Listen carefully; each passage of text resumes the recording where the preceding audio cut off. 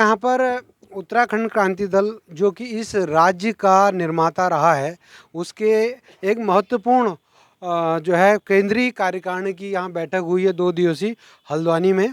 और यहाँ पर हमारे साथ हैं उत्तराखंड क्रांति दल के तेज तर्रार नेता, प्रवक्ता की भूमिका में बहुत ज़्यादा देखे जाते हैं, शांति प्रसाद भट्ट जी, जो कि उत्तराखंड की एक बहुत बड़ी पहचान है। उनसे हम जानना चाहते हैं कि भट्ट जी, आज जो ये कार्यकारिणी की बैठक हुई है, तो क्या मंथन चला है, क्या निष्कर्ष निकला है, दल को आगे बढ़ाने के लिए क्या योजना आज आपने तय की? देखिए, 2 दिवसीय हमारी कार्य समिति की बैठक थी। इसमें करीबन 18 से 20 घंटे हमारी गहन चिंतन मंथन हुआ और वर्तमान उत्तराखंड के हालातों पर चर्चा हुई। कई प्रस्ताव पारित हुए, जिसमें सबसे बड़ी बात है कि उत्तराखंड से पलायन रोकने के लिए आखिर ऐसा क्या किया जाए। तो जनता की आवाज़ है कि हमारे किसानों को अगर समृद्ध बनाना है, गुणी बांदरों से अगर फसल को बचाना है, तो किसान को खेती से जोड़ने के लिए 200 रुपये रोज़ दिहाड़ी देनी चाहिए, ताकि वो अपने खेत से जुड़े, वाटर रिचार्ज हो। दूसरा प्रस्ताव हमारा ये आया है कि गांव के गदेरों के अंदर छोटी छोटी पनबिजली परियोजनाएं चलाएं। वहाँ पर जो है पर्यटन को भी बढ़ावा मिलेगा, मत्स्य का भी बढ़ावा होगा, आर्थिकी को मजबूती मिलेगी। कहने का मतलब है कि उत्तराखंड के पर्वतीय क्षेत्र के अंदर विकास का वो ताना माना बुना जाए, जिससे आम उत्तराखंडी अपने आप को गौरवान्वित महसूस करे। और इसका मूल जो चीज़ है वो राजधानी गैरसैंण है। हमारे कई इस तरीके के 15 से 20 प्रस्ताव पारित हुए हैं और अब अगला हमारा कार्यक्रम भ्रमण का होगा। बहुत जल्दी आप देखेंगे कि उत्तराखंड के बुनियादी मुद्दों पर ब्लॉक स्तर पर हमारा भ्रमण होकर जनता को हम समझाएंगे कि राष्ट्रीय पार्टी ने उत्तराखंड को क्यों कर्ज में डुबाया। एक महत्वपूर्ण बात रही कि उत्तराखंड में अपराध बढ़ते गए हैं, अंकिता का कांड हुआ, इसके अलावा जो किरण नेगी थी उत्तराखंड की निर्भया, उसको उसके जो अपराधी थे, आरोपी थे, उनको सुप्रीम कोर्ट ने छोड़ दिया। आपका दल क्या सोचता है कि क्या होना चाहिए? देखिए, बड़े संगठित तरीके से उत्तराखंड की आवाज़ को ख़त्म किया जा रहा है। इतने बड़े वकीलों का फौज हमारे यहाँ पर है, मगर जब वो पैरवी नहीं करेंगे, कमज़ोर लचर पैरवी होगी, तो निश्चित रूप से अपराधी बचेंगे। आपके सामने इससे बड़ा उदाहरण नहीं हो सकता कि भारतीय जनता पार्टी जो कहती है बेटी बचाओ बेटी पढ़ाओ, और हालात देख लीजिएगा इनके। ये बेटी को पढ़ाने की बात करते हैं कि पा की बात करते हैं। अभी आपने बीच में सुना भी होगा। मेरा कहने का मतलब है, विनोद आर्य अपराधी, उसका बेटा अपराधी, वो भारतीय जनता पार्टी का मेंबर, पूरी सरकार उसे बचाने पे लगी है। कौन वीआईपी है ये बताने को पुलिस तैयार नहीं है। एसआईटी हाईकोर्ट में जाकर लाचार महसूस कर रही है अपने आप को।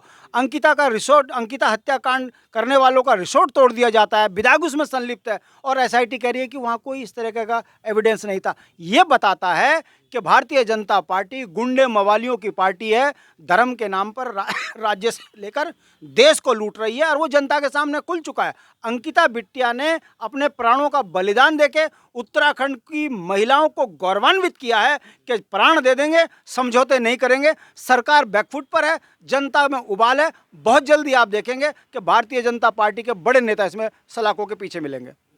एक महत्वपूर्ण बात है जहाँ संगठन को मजबूत करने वाली बात है। इसके अलावा अभी जो है नगर निगम के चुनाव होने वाले हैं 1 साल के बाद, उसके बाद फिर लोकसभा है। तो दल को एक बार दोबारा खड़ा करने के लिए क्या क्या विशेष कोई ऐसी मतलब जो है आपकी चर्चा हुई है?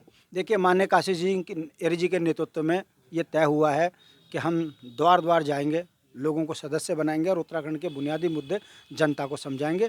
राज्य आंदोलन की तर्ज पर जनता को एकमत करेंगे, और हमारा विश्वास है कि जिस तरीके से राज्य आंदोलन में हर वर्ग ने उत्तराखंड आंदोलन को मजबूत किया, चाहे वो हिंदू हो, मुस्लिम हो, सिख हो, ईसाई हो, व्यापारी हो, कर्मचारी हो, महिलाएं हो, सब ने जैसे एक मुट्ठ और एकजुट होकर उत्तराखंड राज्य को अपने कल्पना को मजबूत किया है, उसी तरह उत्तराखंड को बचाने के लिए ये सभी वर्ग एक होकर उत्तराखंड क्रांति दल के साथ जुड़ेंगे। और मेरा विश्वास है कि हम निकाय चुनाव में बहुत अच्छा परचम लहराएंगे। एक बार ये ट्रिपल एससी का मामला था, जिसमें से बड़े बड़े माफिया, उसमें से करीब 18-19 की तो जमानत हो गई है।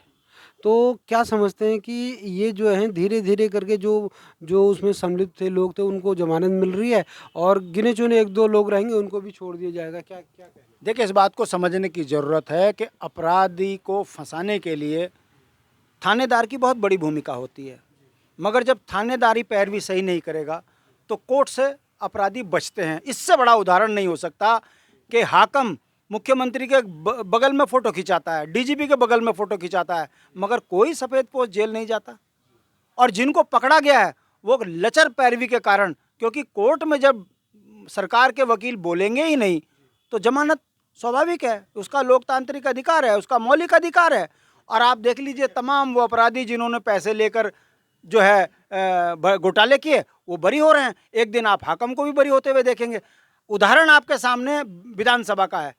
विधानसभा में अपनों को बांटे अंधा बांटे रेवड़ी, अपने अपने को दे की नीति पे इन्होंने काम किया और उसका परिणाम देख लीजिए। एक तरफ 250 आदमी तुमने बाहर करे, दूसरा हाईकोर्ट से उन्हें स्टे दिलवा दिया। ये बताता है कि ये आकंठ चोर बेईमान लोग हैं। और उत्तराखंड की जनता की जिस तरीके से फिरकी इन्होंने बनाई है, नौजवान परेशान है बेरोजगारी के लिए, महिलाएं सुरक्षित नहीं, अपने राज्य में महिला सुरक्षित नहीं है और ये कहते हैं कि हम सुशासन की पार्टी हैं। मैं पूछना चाहता हूं आपके माध्यम से, धाकड़ धामी को दिख नहीं रहा है? इसका मतलब धाकड़ धामी केवल खनन माफियाओं में के साथ मिलकर राज्यों को लूटने में लगे हैं और उत्तराखंड की जनता को इनके छोट भैया नेता लूटने में लगे हैं। जनता परेशान है, समझ रही है कि राम के नाम पर लुटेरी पार्टी भारतीय जनता पार्टी है और इसका विकल्प अगर कोई पार्टी है तो वो क्षेत्रीय दल है जिसने राज्य बनाया। जी बहुत बहुत धन्यवाद। ये थे शांति प्रसाद भट्ट जी, जिन्होंने जो है अपनी बात रखी और आज जो दल का मंथन था उसको उन्होंने जो है सामने रखा है कि पार्टी नए ऊर्जा के साथ फिर एक बार खड़ी होगी। सच की तोप के लिए हल्द्वानी से महेंद्र नेगी।